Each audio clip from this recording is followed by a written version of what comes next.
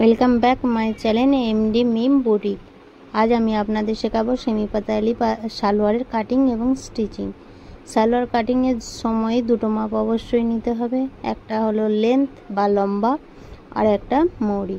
দেখুন আমি এখানে লম্বাটা নিয়ে নিচ্ছি। এখানে আমার লম্বা আছে 38 ইঞ্চি, তার সঙ্গে 3 ইঞ্চি প্লাস করেছি মার্জিনের জন্য।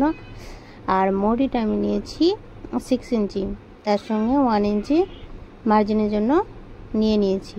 এখানে যার যতটা লম্বা হবে তার সঙ্গে 3 ইঞ্চি এক্সট্রা যোগ করে নিতে হবে। দেখুন এখানে আমার মার্জিন নেওয়ার পর 41 ইঞ্চি মানে 41 ইঞ্চি হয়েছে। এখানে বেল্টের জন্য আমাকে 10 ইঞ্চি মাইনাস করে নিতে হবে। চলুন এবার কাটিংটা শুরু করা যাক। এখানে আমি 2 মিটার কাপড় নিয়েছি, সেটাকে প্রথমে লম্বায় 2 ফোল্ড করেছি, তারপর চওড়া 2 ফোল্ড করেছি। মোট 4 ফোল্ড কাপড় আছে, ভালো করে দেখুন 4 ফোল্ড কাপড় আছে। এরপর আমার যে 41 ইঞ্চি হয়েছিল তা থেকে বেল্টের জন্য 10 ইঞ্চি আমি মাইনাস করেছি। এখানে 31 ইঞ্চি হচ্ছে। 31 ইঞ্চিতে একটা দাগ করে দেব, দাগ করে কাটিং করে নিতে হবে। দেখুন আমি দাগ বরাবর কাটিংটা করে নিচ্ছি। কাটিংটা আপনাদেরকে আমি দেখিয়ে দিচ্ছি বোঝার অর্থে। এরপর আমরা কাটিং পার্টটাকে নিয়ে যেদিকে আমরা 4 ফোল্ড করা খোলা মুখটা আছে সেখানটাতে বসিয়ে দেব।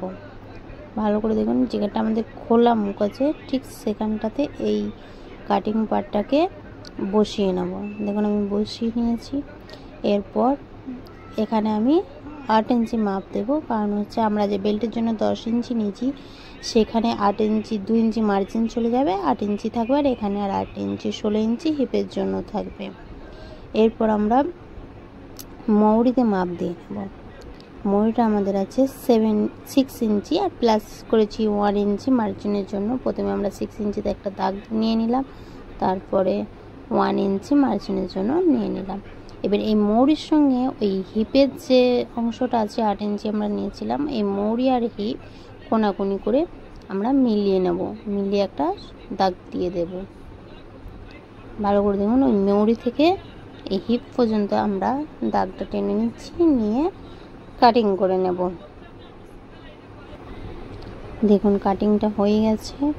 এবার আমি উপরের দিকটা একটু কাটিং করে দিচ্ছি, কাটিং করে ওইটাকে 4টে পার্টে ডিভাইড করে নিচ্ছি।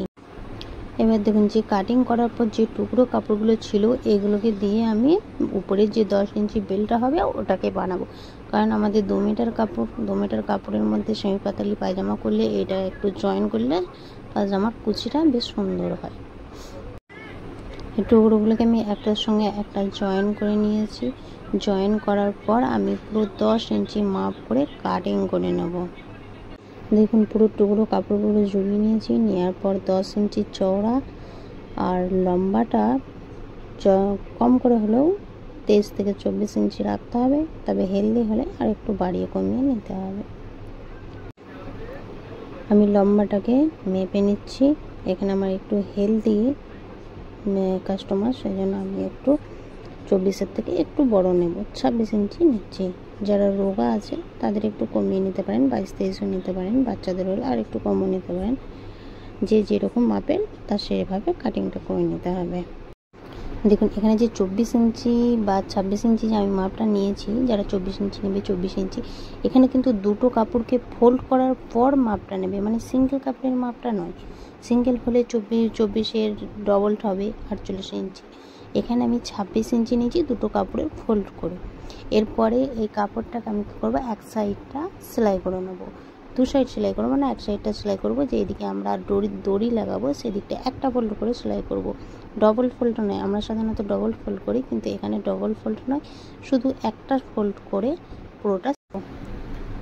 এবার আমরা কুঁচির জন্য যে কাপড়টাকে আমরা কাটিং করে রেখেছিলাম সেটাকে প্রত্যেকটা পার্টের সাথে প্রত্যেকটা পার্ট জয়েন করব। দেখুন এখানে যেটা আমরা সাইড থেকে কাটিং করে 8 ইঞ্চি হিপ রেখে যেখানটা আমরা জয়েন্ট করে কাটলাম, সেই জয়েন্ট পার্টটা জয়েন করতে হয়। মানে ওই যে দিকটা আমরা 8 ইঞ্চি কেটেছিলাম সেখানটা 4টে ফোল্ড আছে, সেই 4টে ফোল্ডটাকে আমাদের পুরো কাপড়ের সঙ্গে জয়েন্ট করে নিতে হবে চারিদিকে।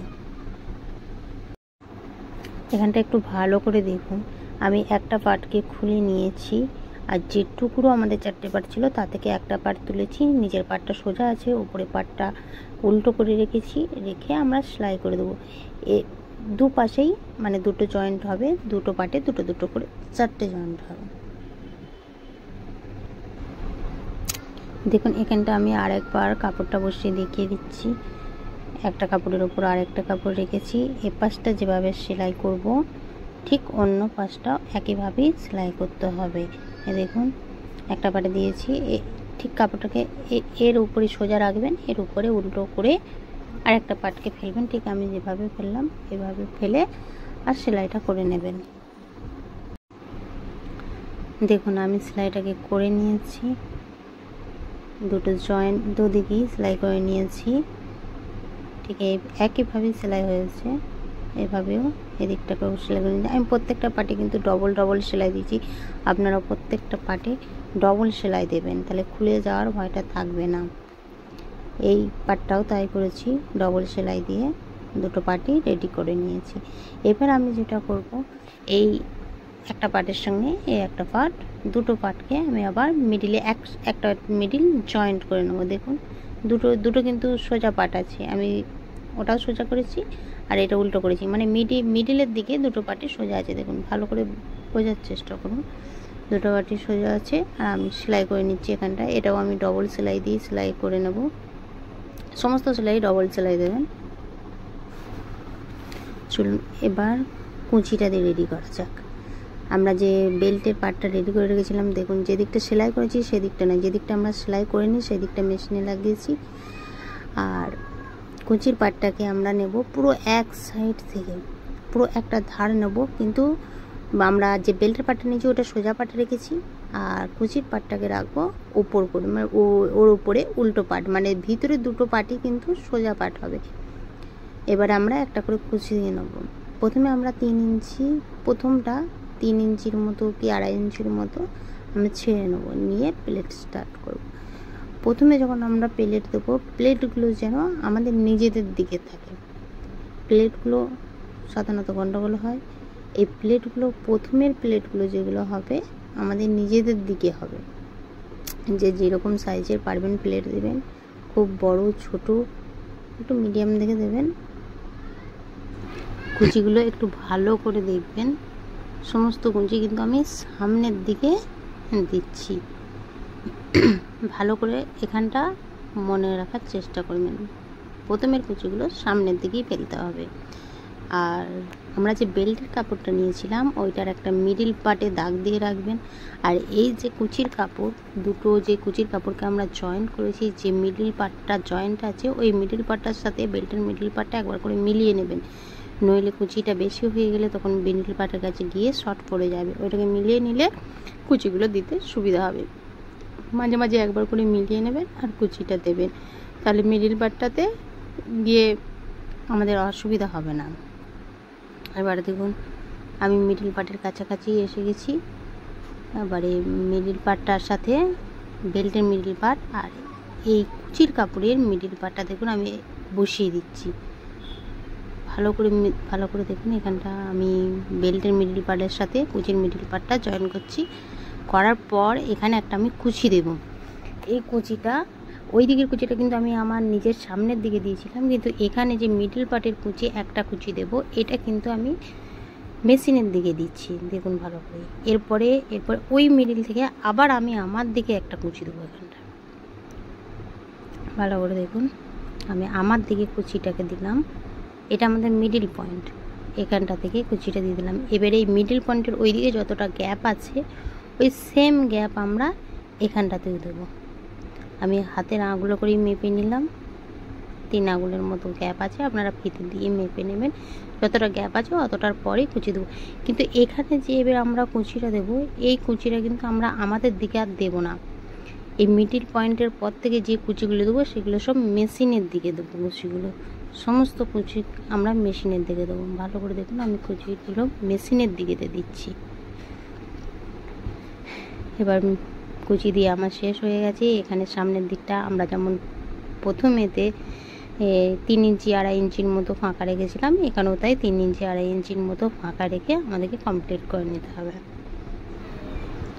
দেখুন কুচিগুলো আমাদের দেওয়া হয়ে গেছে, ভালো করে কুচিগুলো দিয়ে আমি ডবল সেলাই করে নিয়েছি। একটু ভালো করে দেখিয়ে দিচ্ছি, খুলে কুচিটা দেওয়া হয়ে গেছে। এবার হচ্ছে যে দুটো খোলা মুখ ছিল ওই দুটো খোলা মুখ আমি জয়েন্ট করব। এখানে আমাদের যে দড়িটা, কোমরের যে দড়িটা হয় ওই দড়িটা রাখার একটা ঘর করতে হবে। সেই জন্য প্রথমে আমরা 1 ইঞ্চির মতো সেলাই করব। এখানে মোড়ার জন্য 1 ইঞ্চি ছাড়বো, মার্জিন ছাড়বো। তার উপরে আমরা 1 ইঞ্চির মতো সেলাই করব। সেলাই করার পর আবার 1 ইঞ্চি আমরা গ্যাপ দেবো, মানে ছেড়ে দেবো। ছেড়ে দেওয়ার পরে পাকাটা ভালো করে নিতে হবে। তারপরে আবার দেখুন আমি 1 ইঞ্চির মতো ছেড়ে দিলাম। ছেড়ে দেওয়ার পরে এখান থেকে পুরোটা আমরা যতটা আছে সেলাই করে নেব।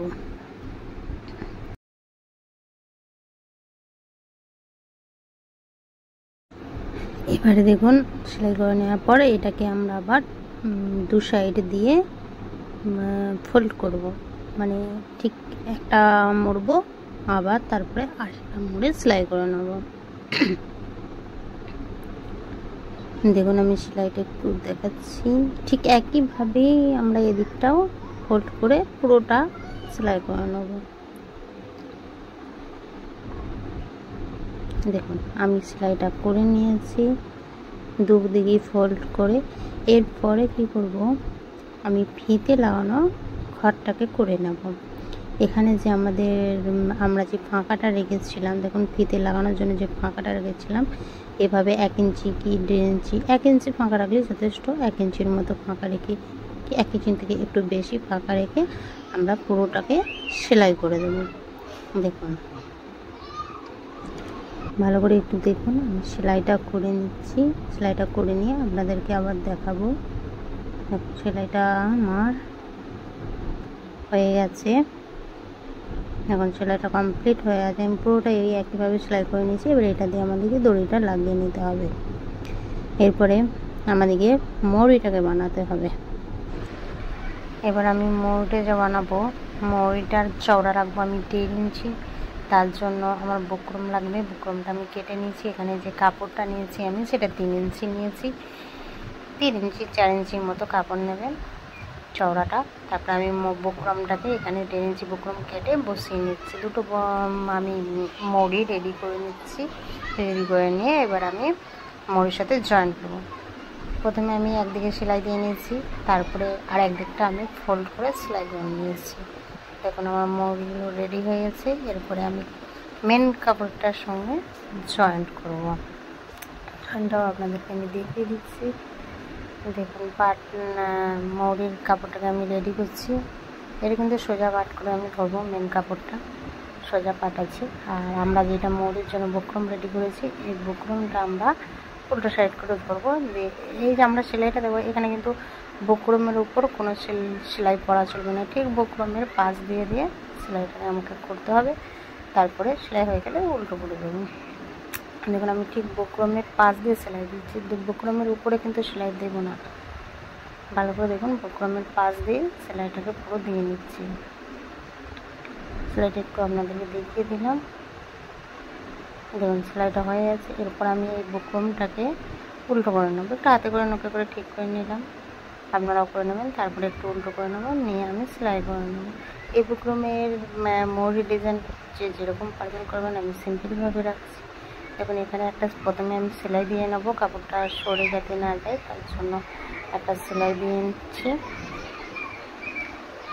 তারপরে আমি উপর দিকেও আরেকটা সেলাই দিয়ে নেবো। সেলাই দিয়ে যে কেউ যদি চান 4-5টা লম্বা সেলাইও দিতে পারেন, একটু ডিজাইন করেও দিতে পারেন। যার যেরকমভাবে পছন্দ সে সেরকমভাবে মৌরির সেলাইগুলো দিয়ে নেবেন। আমি সিম্পলভাবে দুটো করে 2 সাইডে দেবো, আবার মিডিলে 2 সেলাই দিয়ে দেবো। বাকি আপনাদেরকে আমি মৌরিটা তৈরি করে দেখাচ্ছি। দেখুন এখানে আমি 2 সাইডে 2টো সেলাই করে নিয়েছি, দেখতে পাচ্ছেন। তারপরে মিডিল দিয়ে এইভাবে আমি একটু বাঁকিয়ে মুখে মিডিলটা 2টো সেলাই দিয়ে নিয়েছি। এরপর আমি পুরো কাটিং করে দুদিকটা সমান করে দিয়েছি। যেটা এক্সট্রা বুকরম থাকবে ওখানটাকে কাটিং করে একটু সমান করে দেবে। তাই দেখুন 2টো মৌরি আমি রেডি করে নিয়েছি। এই একইভাবেই দ্বিতীয়টাও আমি রেডি করে নেব। চলুন এই মোড়টাও আমি রেডি করে নিই।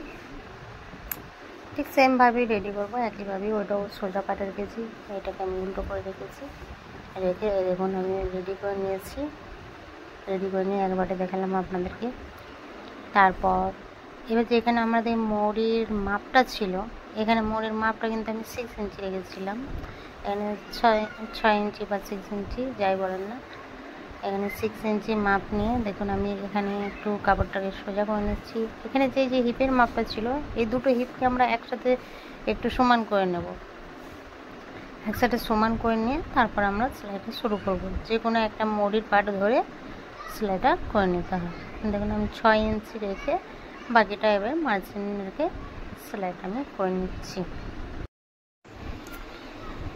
দেখুন আমি সেলাইটা করে নিয়েছি। পুরো আমার সেমি পাতালি পাজামাটা দেখুন রেডি হয়ে গেছে।